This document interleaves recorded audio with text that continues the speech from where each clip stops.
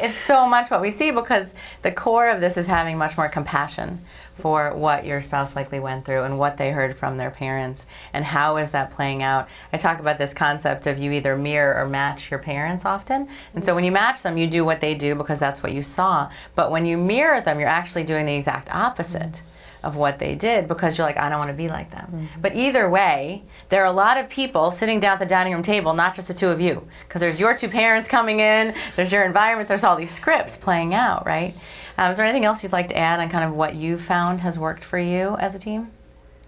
I think that this whole thing about giving up that we know each other and engaging in a conversation so that we can understand, and Jim and I, what we did on Your Money became more clear. Even today, listening to the first half, our backgrounds, like who's at the dining room table, our backgrounds and our relationship to money, the inherited familial conversations are so different. It is no accident that our behavior is the way that it is, and certainly a lack of understanding and tolerance. So definitely, I think we're a great example of that practice of giving up our judgments, and my way's better than yours, my family's better than yours, and you know, I know better. And I know better, and you know, just all of that, so that we can really truly love and accept each other and appreciate that the conversations, it is, I think the bottom line is that there's 20 people sitting at that dining room table with us. And it's great to know that. Yeah. One of the things that I think we've achieved in our marriage, if you will, when it comes to these discussions is, you know, they do get tense. Now, you know, it's not like, oh, well, we've solved this and, you know, we now, you know, we're experts. They do get tense, but when they get tense, I think Anne is really the one who sees what you were just saying. It's like, well, let's not, you know, you're not really, you know, you're thinking you know what I'm going to say before I get there. And I'm the one who can say, all right, look, let's just, you know, tone down the emotion. Let's get back to, you know, carefully just discussing what's actually happening here and not bringing in all this other stuff. So we have our strengths even in how we work it out. And, you know, when she says that to me, I'm prone to listen. Okay, yeah, maybe I am, like, assuming I'm getting there earlier than I really should. And I think that she's able to, when I say, all right, look, I'm not going to have this conversation with you if it's going to become this, like, you know, emotional maelstrom, you know. Step away from the hot stove. Right. Put down the conversation and step away with your hands in the air. You know, and when I say that, you know, kind of thing, she, you know, she would say, yeah, okay, great. Okay, let's get back to an even keel on this and talk it through, because I just can't be in those conversations when they're all about the immediate reaction and this and that. Not that I don't have my reactions, but you know, it's much easier for me to do it systematically, and it's much easier for her not to be prejudged. Right. You know, that's something she's really sensitive to, and she really identifies it. And I've learned that when she says that, it's like I have to really monitor myself. Yeah, so it's valuable. Thank you. And we had touched on how it's so important to have that be a safe space. You know, and because you are vulnerable and because it is often so emotional, that you know that it's safe to say whatever's going on for you. You know, is so important. And, you know, we spoke about the strengths. I have a couple of couples actually, and it's funny because there are money personalities coming through in these conversations, right? And so some of the basic ones, you have your saver, your spender, your avoiders, right? And so no matter who you are, there's often some sense of conflict when you come together. Even if you're two savers, you probably don't have enough fun. Potentially, right? Or if you're a saver and a spender, you might be in conflict because you just view money differently.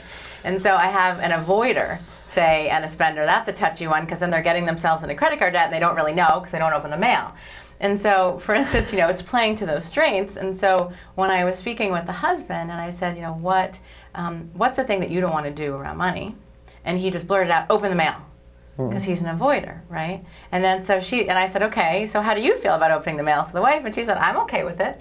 So she's now the mail manager, you know, and she opens it up, she organizes it just like he wants, and then when they come to that table, you know, it doesn't have to be as tense because at least they've made it through that first hurdle, for instance, you know. And you said that even when you have awareness to it, it can still be emotional. And so what's happening right now in the current economy is that I think people are feeling just that much more stress. You know, I think that there are a lot of people out there that became a little bit lax about their finances when times were good.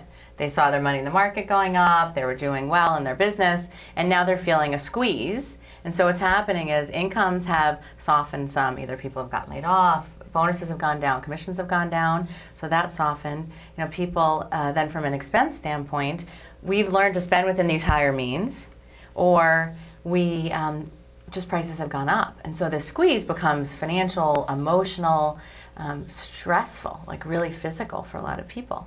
And can you both speak some about how you feel like the economy has been affecting it and what you're doing to work through that? Well, what I see is that people, when they become very overwhelmed, they kind of go back to their more primitive defenses, as we say in my field. And so they're less mature. And so I think just knowing, acknowledging to each other how difficult and how emotional and how stressful these conversations are is a big step towards making them better. I think it's when people think, well, it shouldn't be this way, it should be natural, it should be so easy, he should just know, she should just know. That's when it's particularly bad. And all the things you so eloquently just described, it's just making it much worse because I think people are overwhelmed, very overwhelmed and afraid. I think that's it. Yeah, I think that it's pulling on that very primal thing. You talked about that fight or flight, and I think right now, when we're feeling more of the pain of what's going on right now, I think that there is more of the reaction happening instead of that own your money, empowered, what can I be doing? It's often a reaction. Can you all comment at all anymore on how you feel like the stress or money has been for you lately? I think we're ahead of the curve, and I love when you said about the avoider and the spender. So I find us somewhat ahead of the curve because the things that people are now really dealing with, and again, this is where Own Your Money was so helpful for us, we've already been dealing with all of those things. So I feel that we're actually well-equipped as we can be, dealing with budgetary changes and just the shift in the economy. And certainly noticing decreases of our own spending. We're pretty we've become very, for me as a spender, we're very streamlined. And I've gotten some very good tools. So going into this shift, I don't think we're feeling it probably as much as a lot of other people because we were feeling it before. I call it like bad behavior around money management, and we have been dealing with the consequences very successfully. So I actually feel like we're kind of ahead of the curve a little because these things aren't coming at us blindsided. But we dealt with all of those things you were saying, and the finger pointing and the emotion and the survival and, and it had its impact and its effect on our marriage. But we do feel that I think we really are a little bit ahead of the curve. At least in terms of being able to have the conversation. Yeah. And that's actually a nice way to wrap up our show. It's amazing actually how this whole thing has flown by. I'm sure we could continue the conversation. I'd love to hear more. But I'm getting the cue. But wait, there's but what we're finding is that this whole topic of money and relationships is, we are so attached to it. It is such an emotional topic for us. And it is so important now. People are feeling the urgency more than ever to do something. There was a time maybe when I had to explain to people and educate them, yes, you need to own your money. You need to develop some good money management habits. Now they're calling me because they're feeling the urgency more. So it's huge that you've already taken the steps to do it. I so appreciate the impact that you are having on the world and with all of your clients and with our viewers today, helping them, especially couples, really to manage through the stress that money may be affecting them right now. And as I wrap up, so here we go. Today we started our conversations on money and relationships, and what we'll be able to do on future shows of Money on Your Mind is to continue to explore how you can be saving more, how you can be planning for retirement, buying a home, the things that are affecting the money on your mind.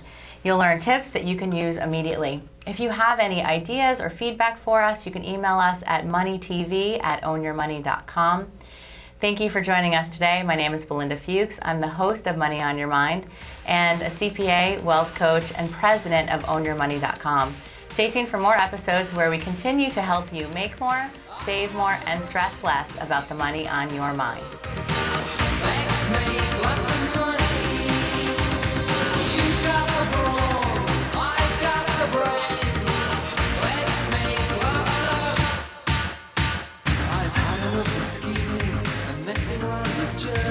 My car is parked outside, I'm afraid it doesn't work.